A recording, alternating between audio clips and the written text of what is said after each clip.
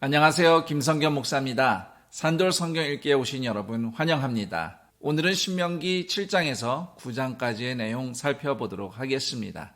신명기 7장에는 하나님이 택하신 민족이 이스라엘이니 이스라엘도 하나님과 언약을 맺은 백성답게 살 것을 권면하는 말씀입니다. 다른 민족과 언약을 맺거나 결혼도 하지 말라고 2절, 3절에 보면 명시되어 있는데요. 여기서 결혼은 그냥 단순한 결혼을 얘기하는 것이 아니라 가나안 민족이 우상 숭배를 그대로 가지고 와서 이스라엘과 혼합을 시키는 성격의 결혼을 얘기합니다. 만약에 가나안 족속이라도 하나님을 믿기로 결심하고 가나안의 관습을 버리고 율법을 지키며 살기 시작하면 이스라엘 백성이 되는 겁니다. 실제로 그런 사례들이 성경에 곳곳에 있습니다. 하나님과의 언약에 헌신하라는 대목에서 우리가 잠시 신명기 6장의 쉐마 이스라엘로 좀 돌아가 봤으면 합니다. 신명기 6장 5절에 보면 이스라엘아 들으라 우리 하나님 여호와는 오직 유일하신 여호와이시니 라는 구절이 있습니다. 여기서 유일하신 여호와라는 대목을 보면 히브리어로 아도나이 에하드 하나님이 유일신이시다라는 의미도 있지만 또한 이스라엘이 믿고 언약을 맺어야 할 분은 하나님이 유일하다 이런 의미도 있습니다. 우리가 하나님을 믿고 예배하는 이유는 단지 하나님이 유일신이라는 이유뿐만이 아니라 그분이 우리를 완전히 사랑하며 구원하실 수 있는 유일한 창조주이자 구원자이시기 때문입니다. 하나님은 그러한 유일한 사랑을 이스라엘에게 먼저 보여주셨어요.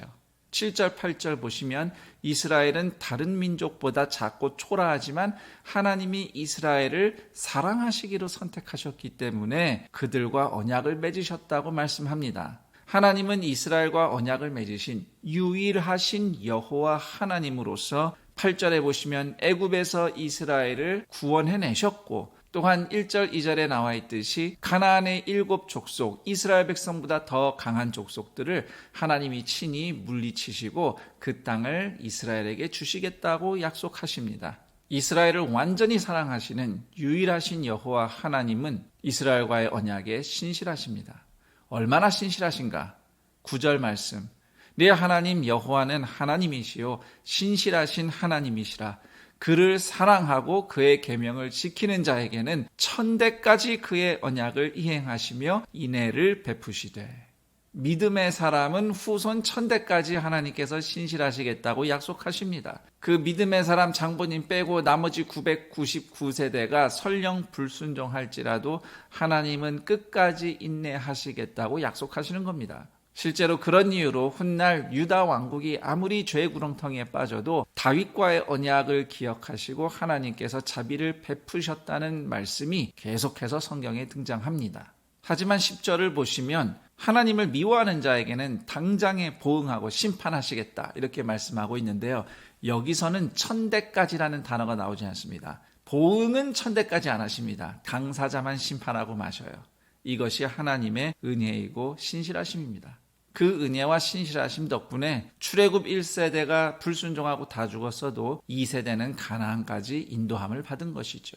12절 이하에는 하나님께서 이스라엘에게 베푸실 복이 나열되어 있는데 이 복은 애당초 땅을 창조하시고 아담에게 선포하신 하나님의 복 그리고 아브라함에게 너는 복이 될지라 이렇게 선포하신 하나님의 복이 성취되는 차원의 복이다 이렇게 이해하는 것이 타당하겠습니다. 그 복 안에 잘 거하기 위해서 이스라엘 백성이 하나님과의 언약에 신실해야 되겠죠. 그렇게 신실하게 행동하는 것 하나가 가나안의 모든 우상과 죄와 타락한 것들을 철저히 파괴하는 겁니다.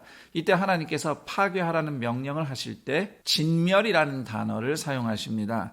2절, 16절, 23절, 25절, 26절에서 반복적으로 등장합니다. 우리말로 진멸한다 그러면 다 파괴한다는 정도로만 의미가 파악되지만 이것을 히브리어로 헤렘이라고 하는데 하나님께 온전히 바쳐졌다 이런 의미가 있습니다. 고대 전쟁에서는 노략질이 상식입니다. 전쟁에서 수고한 대가는 전리품에서 얻는 겁니다. 그런데 진멸하면요 다 파괴해요. 사람이든 재산이든 다 파괴합니다. 거기서 전리품을 가져갈 게 없어요. 그리고 한 도시가 진멸된다는 것은 하나님의 심판을 받는다는 의미도 있습니다. 사실 이스라엘의 가나안 정복 자체가 가나안 족속들의 죄에 대한 하나님의 심판의 의미가 있습니다. 따라서 진멸하라는 하나님의 명령은 인간적인 욕심 내지 말고 오롯이 하나님의 심판이 내리게 하라. 하나님께 다 맡기라는 명령이에요. 이스라엘은 진멸할 것을 온전히 진멸할 때에 하나님과의 언약 안에 거하며 살아갈 수 있는 겁니다.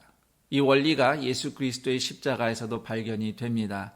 우리가 받을 심판과 저주를 예수님께서 십자가에서 다 받으시며 진멸되심으로써 우리가 하나님과의 언약 안에 거하는 구원을 선물 받은 것입니다. 신명기 8장은 이스라엘이 받을 아름다운 땅에 대해서 설명하고 있는데요. 2절에 보면 광야 40년 동안 만나를 먹고 살았는데 이제 가나안에 들어가면 만나는 없다. 그 땅의 소산을 먹을 것이다. 이런 취지의 내용이 설명되고 있어요. 그런데 이 말씀에서 중요한 것은 3절 내용입니다. 이스라엘이 그동안 광야에서 만나로 먹고 살게 하신 하나님의 뜻은 사람이 떡으로만 사는 것이 아니요 여호와의 입에서 나오는 모든 말씀으로 사는 줄을 네가 알게 하려 하심이라. 유명한 말씀이죠. 이거 요한복음 6장 49절에서 51절 사이에서도 예수님이 이 말씀을 인용하고 계시는데요. 만나를 받아 먹든 가나안에서 농사를 짓든 하나님의 말씀과 법도에 순종해야만 하나님의 백성은 온전히 살아갈 수 있음을 강조하고 있는 겁니다. 11절 이하에는 가나안에서 풍요롭게 살다 보면 하나님을 망각하고 우리가 열심히 해서 내가 잘해서 이렇게 잘 사는 거야. 이런 교만에 빠지기 쉬우니 조심하라는 하나님의 경고가 소개되어 있습니다. 그러지 않도록 이스라엘을 지키고 보호하는 역할이 바로 하나님의 말씀에 있는 겁니다. 하나님의 말씀을 계속 듣고 순종함으로써 사람은 겸손할 수 있어요. 가나안이라는 땅은 그저 복받고 잘 살기만 할 땅이 아니라 말씀대로 순종하여 살 사명이 있는 땅입니다. 신명기 9장에서는 과거에 이스라엘이 시내산 앞에서 금송아지를 만들고 하나님을 배신했던 사건과 그 외 여러 불순종들을 회고하는 내용이 나오는데요. 3절에 보시면 하나님께서 맹렬한 불처럼 이스라엘 앞으로 나아가서 가나안 족속을 멸하실 것이다. 이스라엘은 그저 그들을 쫓아내기만 하면 된다. 모세가 이렇게 약속을 하고 있습니다.